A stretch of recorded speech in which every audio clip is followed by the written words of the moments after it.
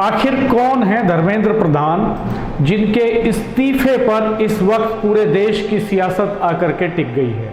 जंतर मंतर पर छात्र आंदोलन तेज है। हजारों छात्र और प्रतियोगी परीक्षा अभ्यर्थी केंद्रीय शिक्षा मंत्री धर्मेंद्र प्रधान के इस्तीफे की मांग पर अड़े हुए हैं और आज हुई वार्ता में सरकार ने इस पर विचार करने के लिए 24 घंटे का वक्त भी मांगा है। अब सवाल उठता है कि आखिर धर्मेंद्र प्रधान हैं कौन और उनका राजनीतिक सफर कैसा है और आज वो इस आंदोलन के केंद्र में क्यों हैं।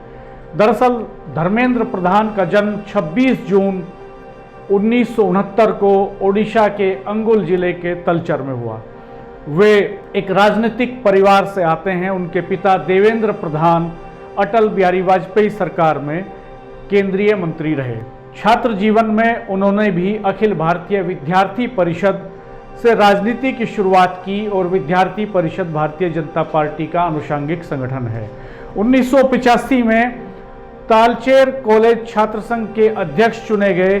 बाद में एबीवीपी के राष्ट्रीय सचिव बने और फिर भाजपा युवा मोर्चा में सक्रिय भूमिका निभाई। भाजपा संगठन में उनका कद लगातार बढ़ता चला गया और वे ओडिशा भाजपा युवा मोर्चा के प्रदेश अध्यक्ष भी रहे। 2002 में भाजपा के राष्ट्रीय सचिव बनाए गए और 2004 से 2006 तक भारतीय जनता पार्टी युवा मोर्चा के राष्ट्रीय अध्यक्ष भी रहे। बाद में भारतीय जनता पार्टी के राष्ट्रीय महासचिव भी बने और पार्टी ने उन्हें उत्तराखंड, झारखंड, कर्नाटक, छत्तीसगढ़, त्रिपुरा, बिहार जैसे राज्यों में संगठन और चुनाव की महत्वपूर्ण जिम्मेदारियां सौंपी। उन्हें भारतीय जनता पार्टी के प्रमुख चुनावी रणनीतिकारों में भी गिना जाता है।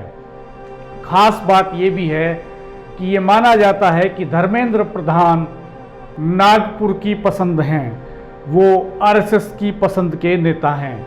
चुनावी रणनीति में उन्होंने साल 2000 में ओडिशा की पल्हारा विधानसभा सीट से चुनाव जीतकर पहली बार विधायक बनने की उपलब्धि हासिल की।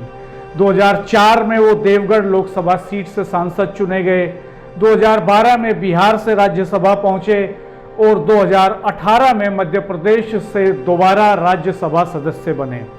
2024 के लोकसभा चुनाव में उन्होंने ओडिशा की संबलपुर सीट से चुनाव लड़ा और बीजू जनता दल के वरिष्ठ नेता प्रणव प्रकाश दास को हराकर लोकसभा पहुंचे।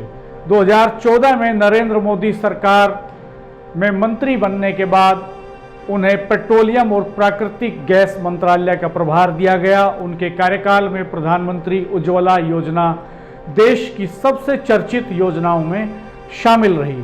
बाद में उन्होंने इस्पात मंत्रालय की भी जिम्मेदारी संभाली। जुलाई 2021 में धर्मेंद्र प्रधान केंद्रीय शिक्षा मंत्री बनाए गए। उनके कार्यकाल में राष्ट्रीय शिक्षा नीति NEP 2020 के क्रियान्वयन, CUET जैसी नई परीक्षा व्यवस्था और डिजिटल शिक्षा पर जोर दिया गया। लेकिन इसी दौरान शिक्षा मंत्रालय और राष्ट्रीय परीक्षण एजेंसी NTA को कई विवादों का सामना भी करना पड़ा। नीट UG परीक्षा में कथित अनियमितताओं के मामले को लेकर के और UGC नेट परीक्षा रद्द होने को लेकर भर्ती परीक्षाओं में पेपर लीक और परीक्षा प्रणाली की पारदर्शिता पर उठे सवालों ने विपक्ष और लाखों अभ्यर्थियों को सरकार के खिलाफ मुखर होने का एक मौका दिया। यही कारण है कि आज जंतर मंतर पर जो प्रदर्शन चल रहा है, जो आंदोलन चल रहा है, उसमें धर्मेंद्र प्रधान सबके निशाने पर हैं। हाल में ही सरकार का ये कहना है कि दोषियों के खिलाफ कार्रवाई की जा रही है और परीक्षा प्रणाली को बेहतर करने की और अधिक पारदर्शी करने की कोशिश की जा रही है। कल रात में प्रधानमंत्री मोदी ने भी इस संबंध में एक वीडियो रिलीज करके इन्फॉर्मेशन दी और कहा कि वो सुधार करने जा रहे हैं। आज कैबिनेट की मीटिंग में भी इस पर फैसले लिए गए। लेकिन दूसरी तरफ आंदोलनकारी छात्रों का आरोप है कि सुधारों की गति पर्याप्त नहीं है और युवाओं का व्यवस्था से भरोसा लगातार कमजोर हुआ है। धर्मेंद्र प्रधान की राजनीतिक पहचान एक कुशल संगठनकर्ता, एक चुनावी रणनीतिकार और एक लंबे अनुभव वाले, लंबे समय तक संगठन में काम करने वाले नेता की रही है। और धर्मेंद्र प्रधान का जो सियासी सफ़र है वो ये बताता है कि इसी वजह से मोदी सरकार उनसे इस्तीफ़ा लेने का फैसला नहीं ले पा रही है। शिक्षा मंत्री के रूप में उनका कार्यकाल उनके पूरे राजनीतिक जीवन की सबसे कठिन परीक्षा माना जा रहा है। आने वाले समय में ये देखना और भी दिलचस्प होगा कि वो उस चुनौती से कैसे निपटते हैं। अगले 24 घंटे उनके करियर के लिए ही नहीं, मोदी सरकार के लिए भी बहुत अहम हैं। और ये मोदी सरकार ने आज जो सीजेपी के नेताओं के साथ वार्ता हुई है उसमें 24 घंटे का वक्त मांगा है उनकी इस मांग पर फैसला करने के लिए, जिसमें वो अड़े हुए हैं धर्मेंद्र प्रधान के इस्तीफे पर। अब ये देखने वाली बात होगी कि उनकी इस मांग को सरकार कैसे लेती है।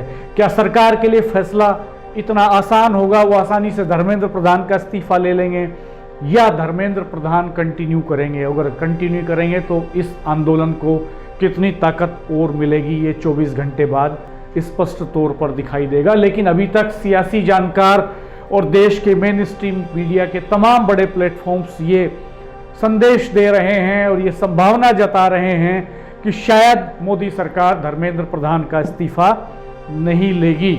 अगर ऐसा होता है, ये इस्तीफा लिया जाता है, तो पूरे देश में मोदी सरकार के खिलाफ आंदोलनों की एक लंबी सीरीज तैयार हो सकती है, जिसका मौका विपक्ष को प्रधानमंत्री मोदी नहीं देना चाहेंगे। और अगर वो ऐसा करते हैं तो ये जो आंदोलन है, जो अब राष्ट्रव्यापी शक्ल ले चुका है, जिसमें दिन पर दिन जंतर मंतर की तरफ भीड़ बढ़ती जा रही है, ये सरकार को एक नई मुसीबत में डाल सकता है। आप इस पर क्या सोचते हैं कमेंट बॉक्स में बताइएगा। हमारे चैनल सियासी पंचायत को सब्सक्राइब कर दीजिएगा, बेल आइकन प्रेस कर दीजिएगा, नोटिफिकेशंस ऑन रखिएगा, हमारे साथ बने रहिएगा। हम जल्द फिर हाजिर होंगे एक नए वीडियो में। तब तक के लिए नमस्कार।